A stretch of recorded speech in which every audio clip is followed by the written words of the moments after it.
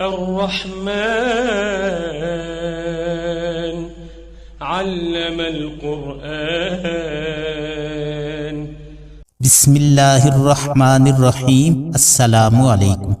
ایک مدرسے کا طالب علم تھا اور ایک خوبصورت لڑکی۔ خوبصورت لڑکی جب بھی باہر آتی تو لوگ اس کی طرف آنکھیں اٹھا اٹھا کر دیکھتے تھے۔ اس لڑکی کے گھر کے سامنے سے روزانہ ایک طالب علم گزرتا تھا۔ وہ لڑکی روزانہ اس کو دیکھتی، لیکن وہ طالب علم سر کو جھکا کر وہاں سے گزر جاتا۔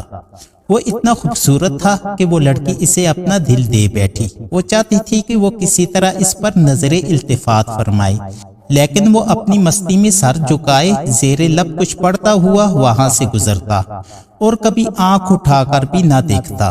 اس لڑکی کو اب ضد سی ہو گئی تھی۔ وہ سوچتی تھی کہ کوئی ایسا بھی نوجوان ہو سکتا ہے جو اس کی طرف نہ دیکھے، اور اسے ایسا سوچنے کا حق بھی تھا۔ وہ اپنے علاقے کی سب سے امیر اور خوبصورت لڑکی تھی، خوبصورت اتنی کہ جب وہ باہر نکلتی تو لوگ اسے دیکھنے پر بے اختیار ہو جاتے۔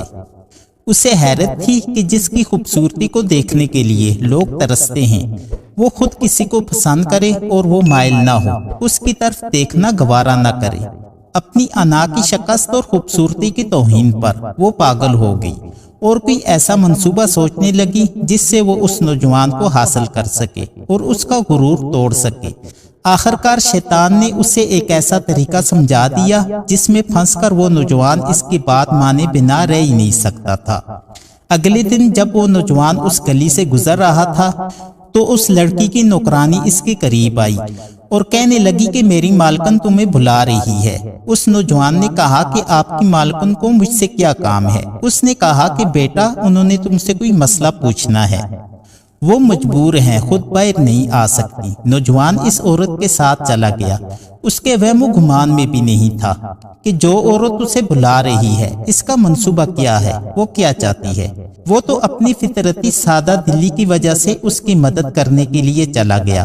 اس کے ذہن میں تھا کہ شاید کوئی بوڑھی عورت ہے۔ نوکرانی نے اسے کمرے میں بٹھایا اور انتظار کا کہہ کر چلی گئی۔ تھوڑی دیر بعد کمرہ میں وہ لڑکی داخل ہوئی۔ نوجوان نے اپنی نظریں بے اختیار جھکا لی۔ اندر آنے والی لڑکی بہت خوبصورت تھی۔ نوجوان نے پوچھا، جی بی بی، آپ کو کون سا مسئلہ پوچھنا ہے؟ لڑکی کے چہرہ پر شیطانی مسکراہٹ آ گئی۔ اس نے اپنے دل کا حال کھول کر رکھ دیا اور کہا کہ میری سب سے بڑی خواہش یہ ہے کہ تمہیں حاصل کر لوں۔ نوجوان یہ بات سن کر کام کیا اور کہنے لگا، اللہ کی بندی، اللہ سے ڈرو، کیوں گناہ کی طرف مائل ہو رہی ہو؟ اس نے لڑکی کو بہت سمجھایا، لیکن لڑکی پر شیطان سوار تھا۔ لڑکی نے کہا کہ یا تم میری خواہش پوری کرو گے یا پھر میں شور مچاؤں گی کہ تم نے زبردستی میرے گھر میں داخل ہونے کی کوشش کی اور میری عزت پر حملہ کیا۔ نوجوان یہ بات سن کر بہت پریشان ہوا۔ اسے اپنی عزت کسی بھی طرح محفوظ نظر نہیں آ رہی تھی۔ اس کی بات مانتا تو گناہگار ہوتا اور نہ مانتا تو لوگوں کی نظروں میں برا بنتا۔ وہ علاقہ جہاں لوگ اس کی عزت کرتے تھے، وہاں اس پر ایسا الزام لگ جائے اسے گوارا نہیں تھا۔ وہ عجیب مصیبت میں پھنس گیا تھا۔ دل ہی دل میں وہ اپنے اللہ کی طرف متوجہ ہوا اور اللہ تعالیٰ سے مدد چاہی تو اس کے ذہن میں ایک ترکیب آ گئی۔ اس نے لڑکی سے کہا کہ ٹھیک ہے، میں تمہاری خواہش پوری کرنے کے لیے تیار ہوں، لیکن پہلے مجھے بیت الخلاء جانے کی حاجت ہے۔ لڑکی نے اسے بیت الخلاء کا بتایا۔ اس نوجوان نے اندر جا کر ڈھیر ساری گندگی اپنے جسم پر مل لی اور باہر آ گیا۔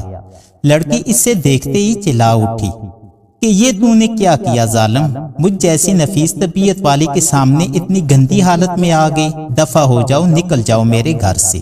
نوجوان وہاں سے نکلا اور باہر جا کر قریبی ایک نہر میں اپنے جسم کو پاک کیا اور اللہ تعالیٰ کا شکر ادا کرتا ہوا مدرسہ کو چلا گیا۔ نماز کے بعد جب وہ سبق میں بیٹھا تو تھوڑی دیر بعد استاد نے کہا، آج تو بہت پیاری خوشبو آ رہی ہے، کس طالب علم نے خوشبو لگائی ہے؟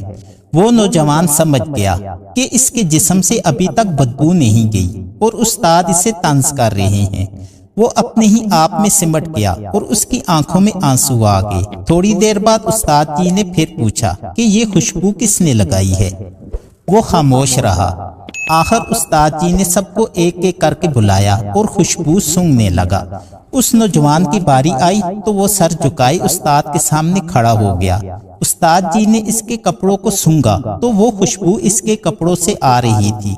استاد جی نے کہا کہ تم بتا کیوں نہیں رہے تھے کہ یہ خوشبو تم نے لگائی ہے؟ نوجوان رونے لگا اور کہا کہ استاد جی اور شرمندہ نہ کریں، مجھے پتا ہے کہ میرے کپڑوں سے بدبو آ رہی ہے، لیکن میں مجبور تھا۔ اور اس نے سارا قصہ استاد کو سنایا۔ استاد نے کہا کہ میں تمہارا مذاق نہیں اڑا رہا تھا، خدا کی قسم تمہارے کپڑوں سے ایسی خوشبو آ رہی ہے کہ آج سے پہلے میں نے ایسی خوشبو نہیں سونگھی۔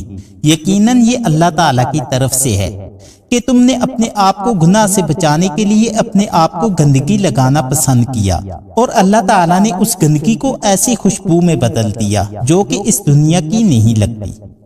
کہتے ہیں کہ اس نوجوان کے ان کپڑوں سے ہمیشہ وہ خوشبو آتی رہی۔ سبحان اللہ، ماشاءاللہ۔ میرے بھائیوں اور دوستوں، مجھے امید ہے کہ آپ کو یہ ویڈیو پسند آئی ہوگی اور آپ بھی اپنے آپ کو گناہ سے بچانے کی کوشش کریں گے، کیونکہ اللہ تعالیٰ کو ہماری کون سی چیز اور کون سا عمل پسند آ جائے اور اس کے صدقے میں اللہ تعالیٰ ہم پر مہربان ہو جائے، اور اس کا اختیار صرف اور صرف میرے اللہ کے پاس ہے۔ میرے بھائیوں اور دوستوں، آج کے لیے اتنا ہی۔ مجھے امید ہے کہ آپ کو یہ ویڈیو پسند آئی ہوگی۔ اگر آپ کو یہ ویڈیو پسند آئی ہو تو لائک اور شیئر کرنا مت بھولیں، اور اس طرح کی مزید ویڈیوز کے لیے چینل کو سبسکرائب کر دیں۔ شکریہ۔ اب اگلی ویڈیو کے ساتھ آپ حضرات کی خدمت میں پھر حاضر ہوں گا، تب تک کے لیے اللہ حافظ۔